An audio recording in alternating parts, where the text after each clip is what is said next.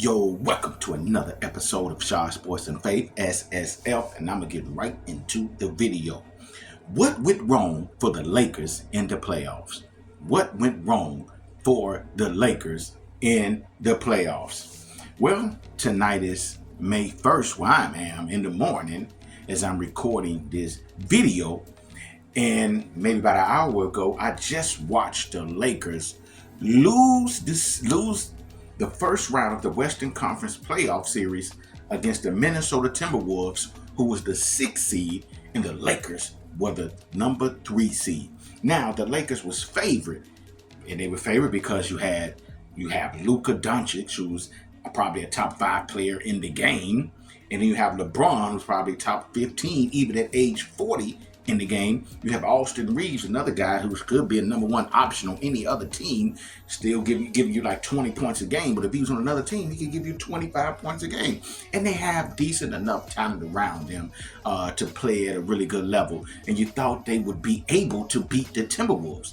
But somehow, some way, and I'm sure a lot of other probably really mainstream media underestimated the Timberwolves. The Timberwolves have a superstar in Anthony Edwards, who's explosive, good on both ends of the court. You have Julius Randle, who's starting to mesh well with the team and playing really good basketball. You can score inside and outside. Rudy Gobert, who's a really good defender, shot protector, good rebounder. Then you have guys like Daniels on the outside shooting threes, Mike Conley running the point, and other guys on the bench. And they're a really good coach team, and they play really good defense. I mean, talking about outstanding defense. And the reason why the Lakers lost this series, although when the series started, they were favored. One of the reasons was that they were just more athletic than the Lakers, man. They was way more athletic, faster, quicker, all of that than the Lakers. You looking at Anthony Edwards, you looking at Daniels, you're looking at Randall, you're looking at even Gobert. Those guys were just quicker to the ball, fast. Man, they was all over the Lakers like flies on mess. I mean, they was totally defending them really well. They was even playing defense the whole 94 feet. As soon as Luka or LeBron got the ball, they defended them all the way from when they take the ball out of bounds to get to all the way half court. And they were just all over the court, all over those guys, faster to the ball. The Lakers, whoever Luka was guarding, they wasn't attacking them. And it was just a mess. But in tonight's game, some of the things, one of the mistakes that cost the Lakers the game, last game, game 4, when the Lakers could have tied that series and they were up 10 points. They was up 10 plus points. And going into the fourth quarter was that Coach J.J. Redick just played his guys way too long. 46 minutes for Luka and LeBron, that's way too long. LeBron at age 40, that's too long. Luka, not in the best of shape. That's too long. You got to find a way to give your guys rest and trust some of them guys on the bench just to give you a little time. And he didn't do that. And those guys wore out against that fast, quick, athletic team. And those guys were able to come back from 10 and beat the Lakers. That was a game that you needed to win. That was a game that you need to steal. Also, he didn't play the big man. He didn't play any big man. The tallest guy out there was LeBron, who was 6'8", 6'9". So, man, they didn't have nobody to challenge them at the rim, and that gave them chances to get second chance rebounds. Well, tonight, J.J. Redick, who was questioned from Game 4 by not giving those guys rest, he walked off because he didn't like the questioning, but that was a great question. That was a bad coaching move. And then tonight, against this team, who was a little bit bigger, Rudy Gobert is 7'2" out there, man. Then you have Julius Randle, 6'8", 6'9", and then these guys athletic and quick. You need some size out there, and it proved tonight because the Lakers was out rebounded 54-37. They were out rebounded 54-37. The Lakers shot 30% from the three, not the best, but the Timberwolves only shot 15% from the three. The Timberwolves shot 40% from the field to the Lakers 42%. The big key was rebounds and points in the paint. Rebounds and points in the paint. And the Lakers really couldn't get any points in the paint because Rudy Gobert played outstanding. One of his best basketball games I have seen him play. Rudy Gobert tonight had 27 points and 24 rebounds.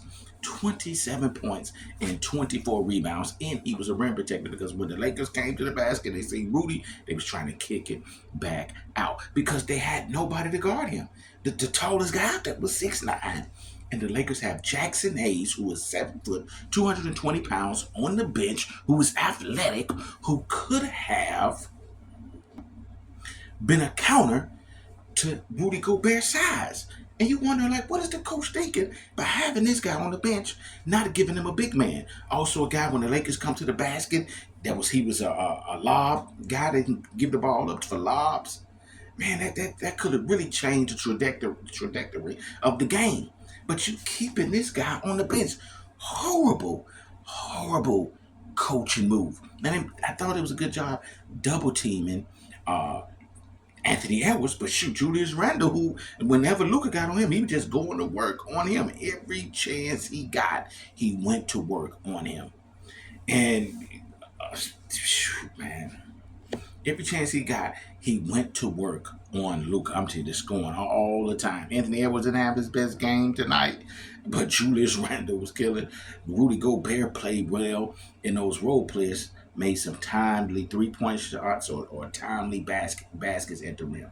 And like I said, they played really good defense. Really good defense. And LeBron, who tonight he had 22 points on 9 of 21 shooting, but in the fourth quarter he was a no-show, just like he was in the game before. Luka Doncic played pretty solid. He had 28 points, 9 assists, and 7 rebounds, but he couldn't close the game because of the athleticism of the Timberwolves, the quickness of the Timberwolves, the great defense, and their size. Rudy Gobert really changed. You're talking about Rudy Gobert, who averaged 3 points on the series, 6 rebounds, and 30% from the field. Tonight, the coach made a good adjustment by giving the ball to Rudy, and Rudy just put the game away. I mean, can you believe this? Rudy Gobert put the game away. LeBron James, who averaged 26 points, 9.5 rebounds, 7 assists, shooting 50% on 39 from 3 in 4 games. Numbers probably went down just a little bit in Game 5. And then you had Luka averaging 30 points, 7 rebounds, 5 assists on 46% shooting, 36% from 3. You thought they would win. But like I just said, and I've been saying, the athleticism of Minnesota Timberwolves, the quickness, their really good defense, they're beating the Lakers to the ball. Whenever the Lakers make a move, they're right there because of their quickness, their speed, and their just good defensive adjustments.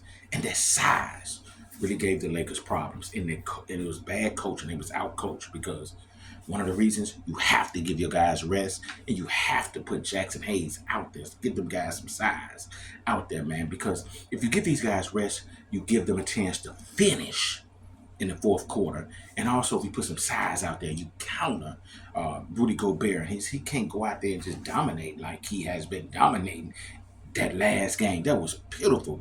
Poor coaching job. Also, it makes you wonder about the Luka Doncic trade. And I know you're doing it for future references, but against this team, if you had Anthony Davis there, matched with LeBron, there's no way Rudy Gobert would have been doing what he'd be doing. There's no way a lot of those guys would have been attacking the basket and getting all those points. Well, if you got like Anthony Davis, who was a really good scorer and a really good defender, he would have stopped all of that.